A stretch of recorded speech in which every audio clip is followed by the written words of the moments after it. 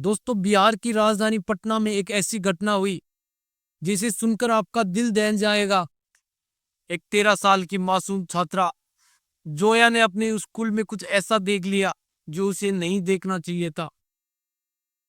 उसने अपने टीचर और मैम को आपत्तिजनक स्थिति में देखा और जब उसने ये बात अपनी सहेली को बताई तो उसी दिन उसके स्कूल के बाथरूम में उसे जलाकर उसकी हत्या कर दी गई।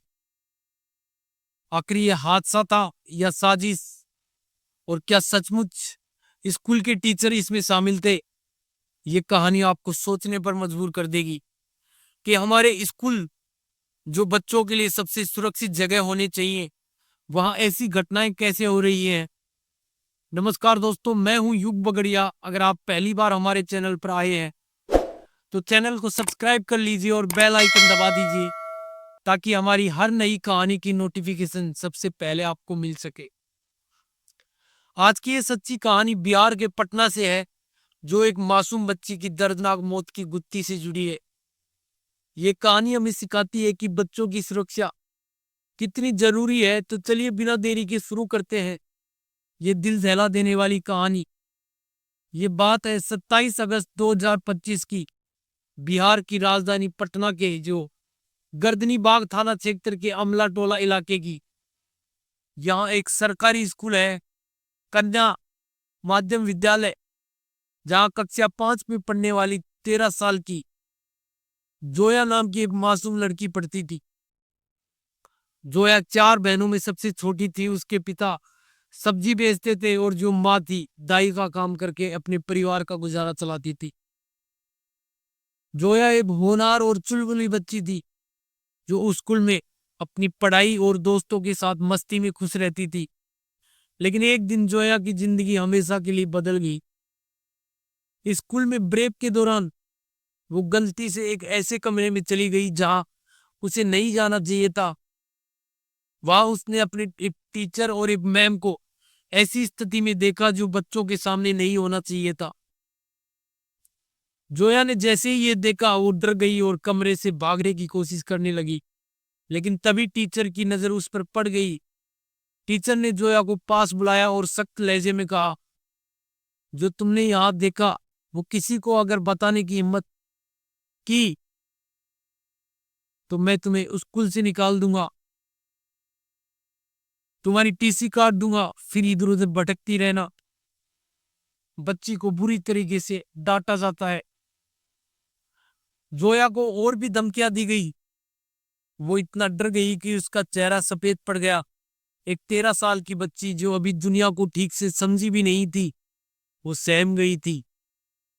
उसने स्कूल जाना बंद कर दिया। कई दिन बीत गए लेकिन जोया की आंखों के सामने वही दृश्य बार बार घूम रहा था। जोया की सबसे अच्छी सहेली थी जो जिसका नाम जिनत।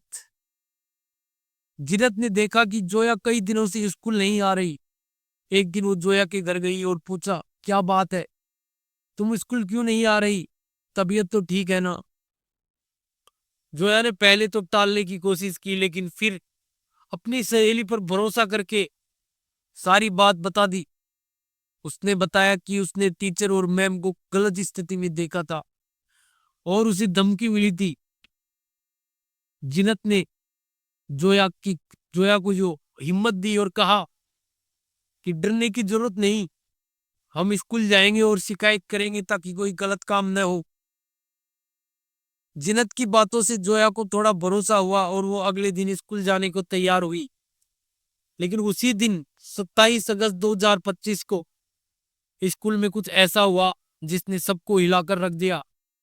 सुबह 10:15 के आसपास जब स्कूल में क्लास चल रही थी, अचानक चीखने चिल्लाने की आवाजें गूंजने लगी। ये आवाजें बच्चों के सामान्य शोर से कहीं ज्यादा तेज थी। एक आवाज बार बार आ रही थी, मुझे बचा लो, मुझे बचा लो। स्कूल की जो रसोईया बाथरूम की तरफ जा रही थी। जब उसने देखा कि बाथरूम से धुआं निकल रहा है, वो जोर जोर से चिल्लाने लगी। स्कूल का स्टाफ और जो बच्चे वहां इकट्ठा हो गए। बाथरूम का दरवाजा अंदर से बंद था और अंदर से जो चीखें आ रही थी। स्टाफ ने दरवाजा तोड़ने की कोशिश की और आखिरकार दरवाजा खुल गया। अंदर जोया थी, जिसका शरीर 90% जल चुका था। वो दर्द से तड़प रही थी, चिल्ला रही थी, मुझे किसी ने जलाया है, मुझे किसी ने जलाया है। जोया को तुरंत ई रिक्शा में लिटाकर Patna medical college hospital PMCH ले जाया गया। हैरानी की बात थी कि उस स्कूल में एम्बुलेंस का इंतजाम तक नहीं हुआ। हॉस्पिटल में जोया का इलाज शुरू हुआ, लेकिन स्टाफ में से कोई भी उसका नाम, क्लास या परिवार की जानकारी नहीं बता पाया। उसका नाम लावारिस में दर्ज किया गया, जो अपने आप में शर्मनाक था। जोया के परिवार को दोपहर 12 बजे सूचना मिली। वो तुरंत हॉस्पिटल पहुंचे और अपनी बेटी को उस हाल में देखकर टूट गए। जोया दर्द से कर्रा रही थी और बार बार कह रही थी कि मुझे किसी ने जलाया है। दोपहर 3 बजे तक जोया की हालत और बिगड़ गई और उसने दम तोड़ दिया। परिवार का रो रो कर बुरा हाल था। जोया की मौत की खबर जंगल की आग की तरह फैल गई। परिवार और मोहल्ले के लोग स्कूल पहुंचे। स्कूल जो प्रशासन का कहना था कि बाथरूम का दरवाजा अंदर से बंद था और वहां केरोसिन की बोतल मिली। लेकिन सवाल यह था कि केरोसिन की बोतल स्कूल में कहां से आई, और अगर दरवाजा अंदर से बंद था तो क्या जोया ने खुद को अपने आप को जलाया था। परिवार को यह बात हजम नहीं हुई। परिवार वालों का गुस्सा फूट पड़ा। उन्होंने स्कूल के स्टाफ और जो शिक्षकों पर हमला कर दिया।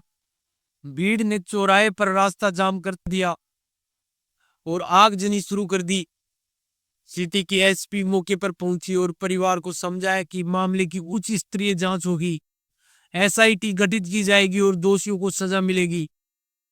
इसके बाद भीड़ शांत हुई और जोया का अंतिम संस्कार किया गया। पुलिस ने 2 एफआईआर दर्ज की, एक जोया के पिता की तहरीर पर, जिसमें उन्होंने दावा किया कि उनकी बेटी की हत्या की गई। दूसरी एफआईआर स्कूल में तोड़फोड़ और मारपीट के लिए, जिसमें 10 लोग नामजद और 200 अज्ञात थे। पुलिस ने 25 लोगों को गिरफ्तार किया। जोया की सहेली जितिन ने पत्रकार को बताया कि जोया ने उसे टीचर और मैम की आपत्तिजनक स्थिति के बारे में बताया था। जितिन का कहना था कि जोया को धमकी मिली थी और उसी दिन स्कूल जाने पर उसकी हत्या कर दी गई। पुलिस ने इस बयान को जांच का हिस्सा बनाया, लेकिन अभी तक कोई ठोस सबूत नहीं मिला कि जोया की हत्या थी या आत्महत्या। जोया के पिता ने पुलिस को बताया कि कुछ महीने पहले इसी स्कूल के हॉस्टल से एक लड़की ने कूदकर आत्महत्या कर ली थी, जिसके बाद हॉस्टल को बंद कर दिया गया। परिवार का कहना था कि स्कूल में कुछ गलत चल रहा है। सवाल ये उठता है कि अगर जोया को धमकी मिली थी तो क्या टीचर और मैन इसमें शामिल थे। केरोसिन की बोतल स्कूल में कैसे आई, और अगर दरवाजा अंदर से बंद था तो क्या जोया को जबरदस्ती जलाया गया। पुलिस अभी जांच कर रही है। स्कूल के स्टाफ, सीसीटीवी फुटेज और केरोसिन की बोतल की जांच चल रही है। पूरे बिहार में ये मामला चर्चा का विषय बना हुआ है। लोग जानना चाहते हैं कि एक मासूम बच्ची के साथ ऐसा क्यों हुआ। दोस्तों, इस कहानी को सुनाने का मकसद किसी को डराना या परेशान करना नहीं। हमारा उद्देश्य आपको जागरूक करना है कि स्कूल जो बच्चों के लिए सबसे सुरक्षित जगह होनी चाहिए, वहां ऐसी घटनाएं क्यों हो रही है। माता पिता को अपने बच्चों पर नजर रखनी चाहिए। स्कूलों में सीसीटीवी और सख्त निगरानी जरूरी है। बच्चों को सिखाइए कि अगर कोई उन्हें धमकाए या गलत व्यवहार करे तो तुरंत परिवार या पुलिस को बताए। अगर आपको स्कूल में कुछ गलत दिखे तो चुप न रहे, शिकायत करें। अपनी राय कमेंट बॉक्स में जरूर लिखें ताकि हम जान सके कि आपको ये कहानी कैसी लगी। दोस्तों, अगर आपको हमारी कहानी पसंद आई तो चैनल को सब्सक्राइब करना न भूलें और बेल आइकन दबा दें ताकि हमारी हर नई वीडियो की नोटिफिकेशन सबसे पहले आप तक पहुंच सके। जय हिंद, जय भारत।